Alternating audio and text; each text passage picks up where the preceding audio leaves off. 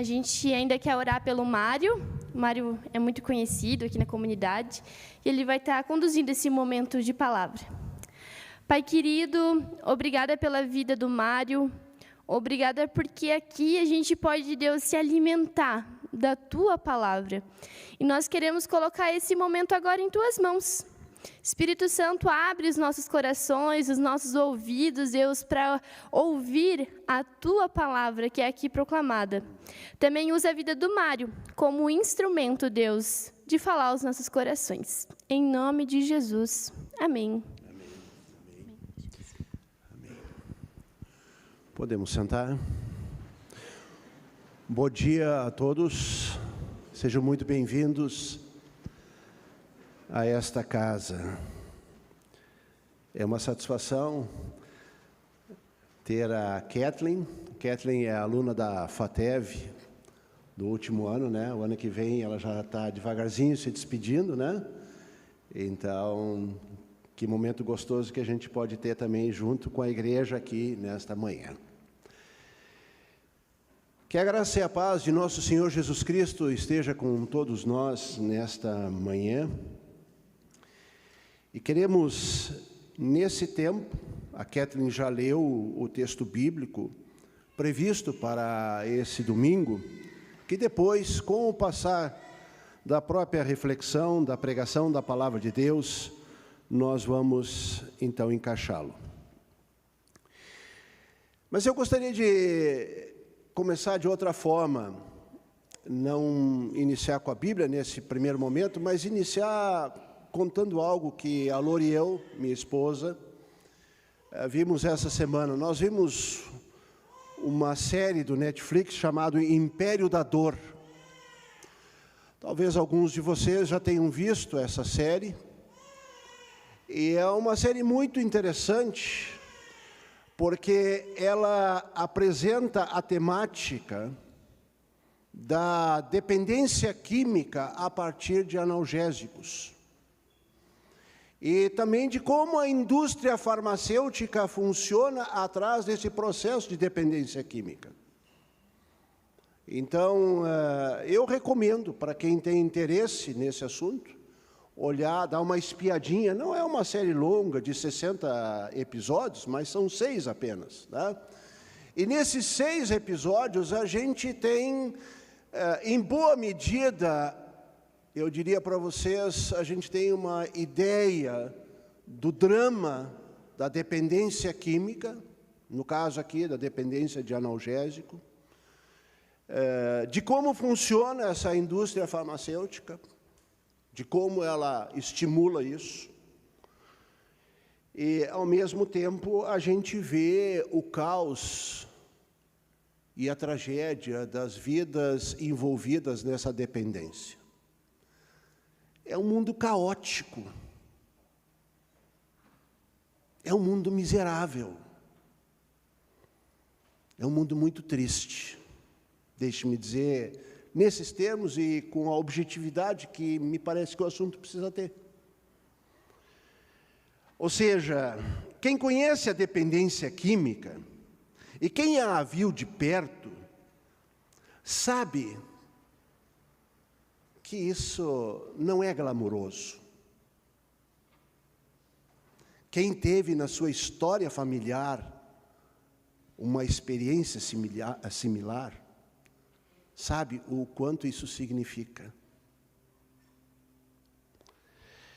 Por isso, queridos, queridas, irmãos e irmãs, eu trago para vocês algo que me parece muito ligado a essa temática da dependência, que é o fato de que as Escrituras, que testemunham a palavra de Deus, também falarem de uma trajetória de dependência. A Bíblia não fala num primeiro momento da dependência química, mas ela fala da dependência ao pecado, do vício ao pecado. O apóstolo Paulo, que é um dos autores principais dentro do Novo Testamento, quando ele quer expressar o que esse vício ao pecado significa, ele tem uma frase clássica, que está no livro de Romanos e que diz o seguinte: pois o que faço não é o bem que desejo. Repito, pois o que faço não é o bem que desejo, mas o mal que não quero, esse, diz o apóstolo, esse eu continuo fazendo. Isso é a nítida declaração de um viciado no pecado. Não faço o bem que desejo. Há algum bem que eu desejo fazer, mas eu não consigo fazê-lo. Diz o apóstolo. Mas sim o mal que eu não quero. O mal que se apoderou de mim. O mal que tomou conta da minha vida. É esse que eu acabo realizando.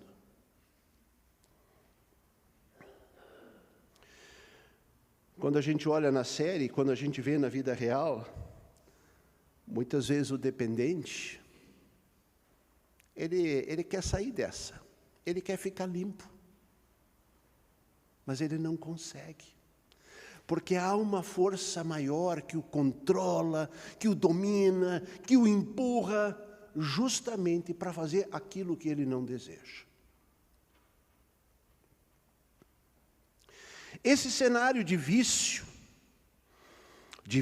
ao pecado, agora aqui especificamente, produz, diz o apóstolo Paulo, uma série de ações, de práticas danosas, maléficas.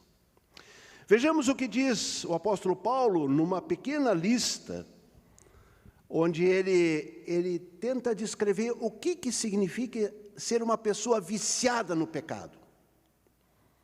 Ele menciona em Romanos 1 o seguinte: a vida destas pessoas se encheu, diz ele, de toda espécie de perversidade, pecado, ganância, ódio, inveja, homicídio, discórdia, engano, malícia, fofocas, espalham calúnias, odeiam a Deus, são insolentes, orgulhosos e arrogantes. Mas inventam novas maneiras de pecar e desobedecem a seus pais. Não têm entendimento, quebram suas promessas, não mostram afeição nem misericórdia. É um quadro, como a Kathleen disse há pouco, né, a palavra, né, como é que diz em Jeremias, né, é para a gente engolir, né, essa aqui a gente tem vontade de rasgar da Bíblia. Eu confesso para vocês que toda vez que eu passo diante desse texto, eu tenho o desejo sincero de tirar essas páginas da Escritura e fazer a minha própria Escritura, não com essas coisas. Queridos, queridas, a afirmação de Paulo sobre o que vem a ser pecado no singular, ou seja, essa escravidão da vontade ao mal, ela encontra muita resistência nos nossos dias. Vamos ser honestos. O senso comum, a nossa conversa, ou as nossas muitas conversas entre as pessoas, normalmente nós vamos passando shmia. Bom, acho que a palavra shmia é conhecida para todos nós, né? A gente vai passando o melzinho e diz, não, não é bem assim, a coisa não é tão ruim, a coisa não é tão maléfica, não é tão danosa, dependendo. Se for um adversário político, pode ser muito danoso. Pode ser muito mal.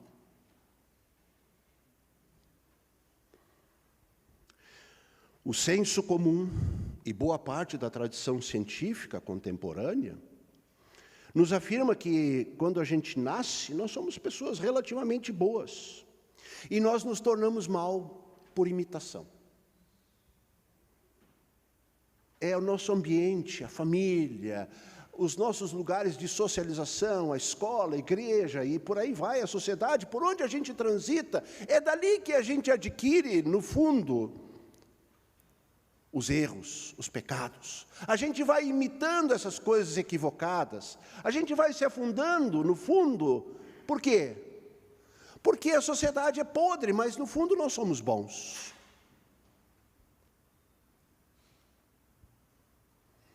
Essa é a teoria que mais prevalece na linguagem popular, no senso comum, nas academias, nas boas e renomadas academias universitárias.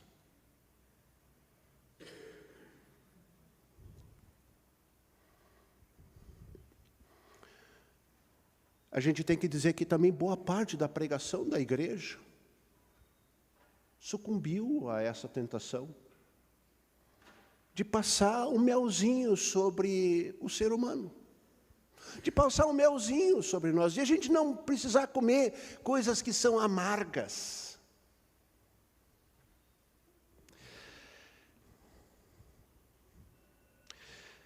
Irmãos e irmãs, não é isto que nos ensinam o Senhor e os seus apóstolos. No entendimento de ambos, o entendimento primeiro de ambos, não é o corpo social, não são os espaços de socialização, seja o que você quiser nominar, família, igreja, escola e a sociedade em geral, não são esses espaços que vão nos arruinando. Nós não nos tornamos pecadores porque aprendemos a imitar o erro dos outros. Nós, na verdade, nascemos com um vício, com a má vontade do pecado. E Jesus disse, em certo momento, para gente muito brilhante e doutora da lei, ele disse para eles, pois do interior do coração dos homens no sentido genérico das pessoas, vêm os maus pensamentos. E se a gente olha Marcos no capítulo 7, aí tem uma descrição semelhante àquela de Romanos. Ou seja, o coração humano, vai dizer um reformador, é uma fábrica de ídolos. E a Escritura diz, no Antigo Testamento, que ele é profundamente enganoso. Para que a gente use uma imagem comum a todos nós, é um poço sem fundo. Eu já olhei alguns poços ao longo da minha vida que tinham fundo, mas alguns eu não conseguia enxergar o fundo. E é uma coisa assim que a gente diz, mas onde é que esse negócio vai parar? Aonde isso vai parar? Claro que a Bíblia também conhece estruturas e organizações onde o pecado reina e se perpetua. Por exemplo, se a gente olha a história de Eli, um sacerdote no Antigo Testamento, no livro de 1 Samuel, a gente vê que o Eli foi um homem dedicado a Deus, mas a sua família foi um desastre. Seus filhos eram corruptos. E nessa família cresceu Samuel, um profeta, talvez um dos mais importantes profetas do Antigo Testamento. E Samuel cresce nessa família, nesse ambiente. E se a gente olha, a gente se admira da atuação de Samuel como profeta. Ele é aquele que Deus inspira para dizer, Davi é o meu escolhido. Agora, a família de Samuel é tão trágica como a de Eli. Ou seja, em Samuel e na sua família se reproduziu os mesmos vícios. Ou seja, os filhos do grande profeta Samuel são corruptos como eram os filhos de Eli. Ambientes familiares, estruturas pecaminosas, estruturas de sociedade que reproduzem continuamente pecado, claro que vão o quê? Vão alicerçar e fomentar esse vício. Esse realismo bíblico, se vocês me permitem dizer dessa forma, acerca do ser humano é desconfortável. Nós lutamos contra ele. Lutamos com os nossos pensamentos, nossos sentimentos, nossa vontade, né? Nos organizamos, procuramos reflexão, procuramos maneiras de fugir e de encarar esse realismo. Porque aqui nos é apresentada uma autocompreensão do ser humano que fica abaixo daquilo que nós julgamos conveniente. Nós, ou nessa autocompreensão, nela nós não somos bons. Não somos bons por natureza. Nela, nós também não somos apenas imagem e semelhança de Cristo. Como muitas vezes, como cristãos, a gente costuma bater no peito e diz: mas nós somos imagem e semelhança de Cristo. E isso é como se fosse uma virtude nossa. A gente nem se dá por conta que nós fomos presenteados com isso. Não, aqui nos é apresentado uma visão de ser humano, onde nós somos pessoas pecadoras. Isso é, pessoas que insistem em viver contra Deus e viver contra a sua vontade. O apóstolo Paulo resume isso numa frase clássica, ele diz: não há ninguém que busque a Deus. E isso vale para mim, em primeiro lugar, e vale para cada um de nós. Não há ninguém que busque a Deus. Por vontade natural, eu vou buscar o que me interessa. Eu vou criar os meus deuses. Eu vou criar os meus ídolos. Eu vou criar aquilo que me satisfaz. Os meus projetos, os meus sonhos, eu vou atrás deles. Se nós terminássemos essa reflexão aqui, vocês iam dizer: mas que palavra azeda, amarga, causa angústia, medo, repulsa, indiferença. Não quero ouvir mais isso. Certamente o nosso coração e nossa consciência ia se fechando dentro daquela lógica. Hoje, se ouvirmos a voz de Deus, não endureçais os vossos corações. Não, hoje a gente quer endurecer o nosso coração, porque o que a gente está ouvindo não nos agrada. Hoje nós queremos endurecer o nosso coração.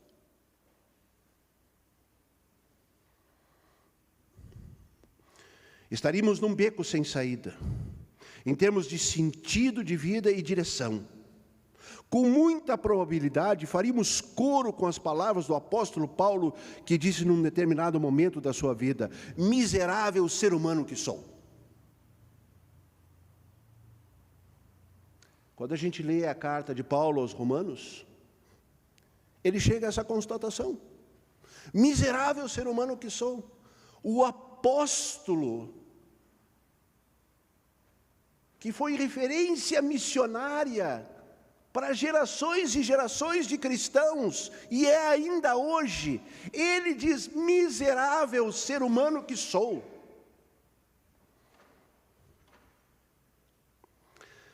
No entanto, a palavra de Deus que descreve e afirma essa natureza viciante, miserável do ser humano, na sua raiz, desde os primeiros sinais de vida, é a mesma que enfaticamente vai dizer, e isso vem de novo da boca do apóstolo Paulo: agora já não há condenação para os que estão em Cristo Jesus. Há esperança. Há esperança. Para os que estão em Cristo Jesus, a vida encontra sentido, encontra propósito.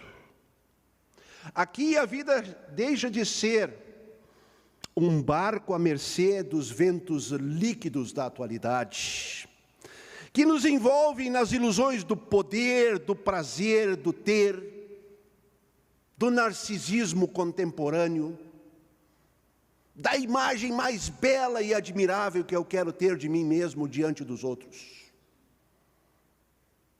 A vida aqui encontra sentido. Estar em Cristo Jesus significa encontrar sentido, encontrar direção. Em Cristo, queridos, queridas, abre-se a oportunidade de uma nova vida. Uma nova vida onde tudo aquilo que está me dominando, tudo aquilo que faz parte do vício do pecado, pode e quer ser arrancado do caminho. Não é assim que nós mudamos num piscar de olhos. É uma trajetória, é uma longa trajetória de vida. É uma longuíssima trajetória, com muitas decepções por vezes pelo caminho conosco mesmo, desde que estamos em Cristo Jesus. Mas é uma trajetória onde nós aprendemos de que a vida tem sentido, de que ela tem o quê? Um direcionamento. Isso não nos liberta das mais diversas adversidades, seja da enfermidade que nos atinge, seja da perda de pessoas queridas, seja do desemprego, ou sabe-se lá o que mais, relacionamentos que se quebram. Também nós, como cristãos, estamos expostos a isso, claramente. Mas aqui sabemos que temos algo mais. Estar em Cristo Jesus significa encontrar perdão. Estar em Cristo Jesus significa dizer, eu tenho um Deus que me perdoa. E um Deus que me capacita a perdoar. Pode ser que leve tempo para que eu possa perdoar alguém. Pode ser que leve anos que eu precise para perdoar alguém. Mas eu tenho um Deus que age em mim com seu Espírito e que me move nessa direção. E não faz isso de forma coercitiva, mas faz isso de forma convincente, trabalhando conosco a necessidade de nós nos libertarmos das correntes que ainda nos mantêm cativos ao pecado. Quando nós não perdoamos, nós damos vazão ao mal.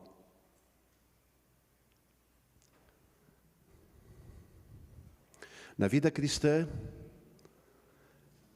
que nada mais é do que Cristo sendo formado em nós diariamente pela ação do Espírito Santo, esse Cristo que vai sendo formado em nós, vai ocupando espaço nos nossos pensamentos. A nossa mente, como diz o apóstolo Paulo, vai se tornando a mente de Cristo. Nossas palavras, nossos sentimentos, nossa vontade, vai tendo uma outra direção. Vamos aprendendo que renunciar não é tão problemático assim. Que renunciar não é apenas perda. De que fazer sacrifício, como leu a Kathleen há pouco no texto bíblico do apóstolo Paulo, que fazer sacrifício não é mais agora algo coercitivo imposto, mas que renúncia e sacrifício, que fazem parte da conduta cristã, acontecem com o coração aberto, com alegria, com gratidão. Mas eu posso renunciar e ter alegria? Sim. Sim, é possível. É possível. Não por sua própria natureza, mas pela força e pelo poder do Espírito Santo. Essa renúncia, esse sacrifício, diz o apóstolo Paulo, envolve não apenas nossa mente, a nossa vida interior, mas envolve inclusive a nossa realidade de vida como pessoas, como seres humanos que têm corpo, que têm existência física. Por isso ele diz, num momento da sua carta aos Romanos, não permitam, diz o apóstolo Paulo, que o pecado continue dominando os seus corpos mortais. Ele está escrevendo uma igreja, a igreja em Roma. Não permitam que o pecado continue dominando os seus corpos mortais, fazendo que vocês obedeçam aos seus desejos. O Evangelho reeduca os nossos desejos. O Evangelho nos coloca numa outra direção de desejos. E um desses desejos que surge pelo Evangelho é justamente o desejo da renúncia. Eu preciso ir para o fim, o tempo começa a se tornar curto. Também nós somos chamados, nesse sentido, segundo o próprio testemunho do apóstolo Paulo, há atos de resistência. Diz o apóstolo: não se amoldem ao padrão desse mundo, mas transformem-se pela renovação da mente. Aqui o apóstolo Paulo está convocando a sua igreja e convocando a cada um de nós hoje: resistam, tenham uma postura de resistência. Não sejam subalternos e derrotistas, porque o Espírito Santo de Deus dará força a cada um de nós e à igreja como um todo para que resistamos. Para que nós não nos amoldemos ao padrão deste mundo. E quando Paulo fala do padrão deste mundo, eu quero descrever rapidamente o que isso significa. Significa viver segundo os dados, segundo os costumes e práticas culturais, muitas vezes que prevalecem na sociedade. E que nós irrefletidamente assumimos, seja na nossa linguagem, seja no nosso pensamento, sentimento à vontade.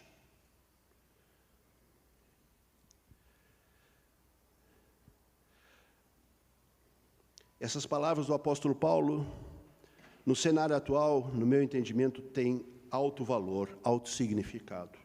Nossas mentes são bombardeadas pela hiperinformação e comunicação das redes sociais e por aí vai. Que visam, senão, muitas vezes, dificultar, quando não impedir, toda e qualquer renovação de nossa mente pelo agir do Espírito Santo. Para que eu deixe isso claro, as redes sociais têm muitos benefícios, como toda e qualquer tecnologia. Mas elas também funcionam como instrumento que bloqueia, que dificulta com que a nossa mente seja renovada pelo Espírito Santo. Quero concluir. Em função de tudo isso que nós ouvimos, começamos falando do vício do pecado, começamos falando dessa história que está nesse seriado. Eu quero concluir dizendo, em função de tudo isso que a gente viu, para que essas duas frases do apóstolo Paulo não se tornem uma abstração, um dito vazio, né? Não se amoldem ao padrão desse mundo, mas transformem-se. O próprio apóstolo Paulo vai colocar isso concretamente em uma série de pequenos ditos. A Catherine leu há pouco. E eu vou aqui repetir de forma rápida para podermos concluir. Em Romanos 12, verso 9 até 11, diz o apóstolo: o amor deve ser sincero. Há forma de amor que não são sinceras.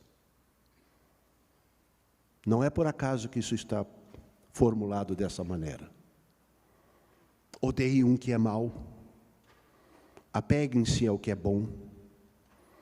Dediquem-se, diz o apóstolo, uns aos outros com amor de irmãos, amor fraternal. Prefiram dar honra aos outros mais do que a si mesmo. Caramba!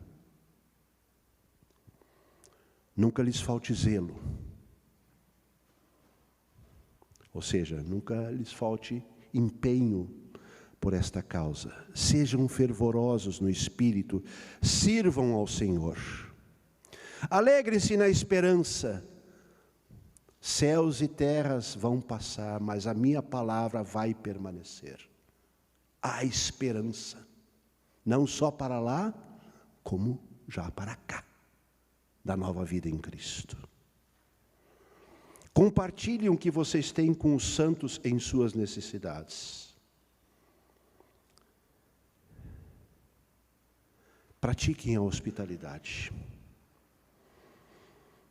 E aí o apóstolo vai terminando com algumas frases que são difíceis até de ler. E eu confesso para vocês que eu tenho resistência em lê-las.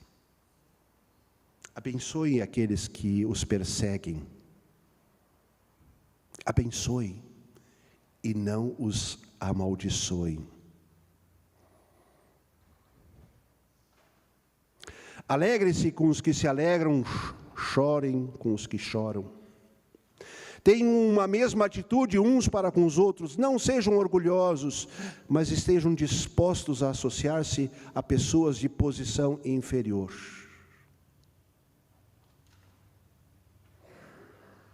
Não sejam sábios aos seus próprios olhos, Mário Francisco. Não retribua a ninguém mal por mal. Procurem fazer o que é correto aos olhos de todos. Façam todo o possível para viver em paz com todos.